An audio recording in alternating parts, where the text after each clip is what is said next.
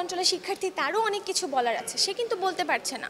তার চাহিদাটা কি, ওটা আমাদের শুনতে হবে। আমাদের যেখানে করার কথা ছিল পড়াশোনাটা একটু সহজ করব, সেখানে দেখা যাচ্ছে যে আমরা পড়াশোনাটাই উইথড্র করে সহজ ব্যাপারটাই শুধু রেখে দিয়েছি। কেমন শিক্ষা ব্যবস্থা চাই, এটার মধ্যে হচ্ছে এটা একটা অনেক ব্রডার পার্সপেক্টিভে যদি আমরা দেখি, তাহলে আমরা মূলত আমাদের সমাজ ব্যবস্থা কেমন হওয়া উচিত, আমাদের রাষ্ট্র কেমন হওয়া উচিত, সেটারও একটা প্রশ্ন চলে আসে।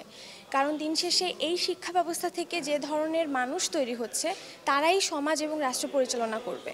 তো এটা খুব বড় একটা বিষয়, যেখান থেকে আমাদের এভাবে চিন্তা করা উচিত যে আমরা আমাদের জন্য যে শিক্ষা ব্যবস্থায় নির্ধারণ করছি, সেটা কেমন ধরনের মানুষ তৈরি করছে, কতটা সৎ, মূল্যবোধ সম্পন্ন এবং মনুষ্যত্ববোধ সম্পন্ন মানুষ তৈরি করছে, সেই জায়গাটা থেকেই এই প্রশ্নটা আসছে। আমাদের দেশের প্রচলিত শিক্ষা ব্যবস্থার মধ্যে অনেক ত্রুটি আছে বলে আমি মনে করি। যেমন আপনি যদি দেখেন যে আমি ব্র্যাক বিশ্ববিদ্যালয়ে পড়ি ঢাকায়, এখানে হচ্ছে আমি যতটা প্রিভিলেজ, আমি যে আপনার সঙ্গে কথা বলতে পারছি, একটা প্রত্যন্ত অঞ্চলের শিক্ষার্থী, তারও অনেক কিছু বলার আছে, সে কিন্তু বলতে পারছে না।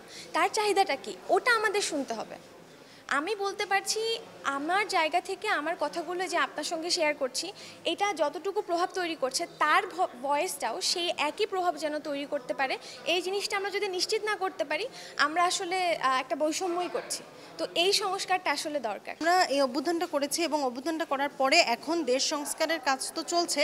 দেশ সংস্কারের মধ্যেই হচ্ছে গুরুত্বপূর্ণ একটা অংশ হচ্ছে শিক্ষা সংস্কার, মানে এটা আমরা মনে করতেছি।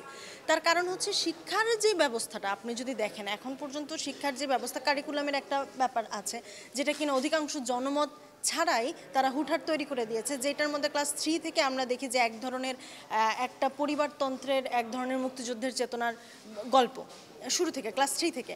এবং এর বাইরে আসলে আমরা আমরা আমাদের যেখানে করার কথা ছিল পড়াশোনাটা একটু সহজ করব, সেখানে দেখা যাচ্ছে যে আমরা পড়াশোনাটাই উইথড্র করে সহজ ব্যাপারটাই শুধু রেখে দিয়েছি, যার ফলে আসলে ম্যাথ, ফিজিক্স এই ব্যাপারগুলো নাই। কিন্তু এর ব্যতীত অন্যান্য অনেক কিছু অ্যাড হয়েছে, সেই অ্যাডিশনগুলো নিয়ে সমস্যা নাই, কিন্তু আসল শিক্ষা যে নাই হয়ে গেল, বা এই যে একটা প্রসেস, যে প্রসেসে ইতিহাস নাই হয়ে গেল, যে প্রসেসে হচ্ছে দর্শন নাই হয়ে গেল, এই ব্যাপারগুলোতে আমরা অবশ্যই ফিরিয়ে আনতে চাই। এখন সেটা আসলে কিভাবে ফিরিয়ে আনা হবে, এইগুলো নিয়ে হচ্ছে বিজ্ঞজনদের আমরা অবশ্যই মতামত চাই, সে কারণে আজকের আলাপটা করা হচ্ছে বা সবাইকে ডাকা হয়েছে। কিন্তু অবশ্যই একটা জিনিস পরিষ্কার যে আমরা এই কাঠামোটা চাচ্ছি না, যেই কাঠামোটা এবং যেই কাঠামোতে আসলে শিক্ষা আমার সুযোগ হয়ে দাঁড়াচ্ছে, অধিকার না হয়ে।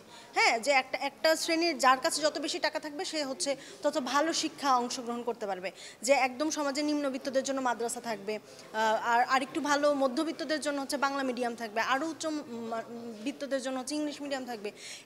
এই যে শিক্ষা আমাদেরকে সুযোগ মনে হচ্ছে রাষ্ট্র দেওয়ার সুযোগ, এটা আমাদের রাষ্ট্রীয় কোনো অধিকার না, সেই জায়গা থেকে বের হয়ে অন্তত একটা বেসিক শিক্ষা যেটা কিনা সবার জন্য যাতে আমরা পাই, এবং সেই শিক্ষাটা অবশ্যই একটা মানে মানসম্মত কারিকুলামে হইতে হবে।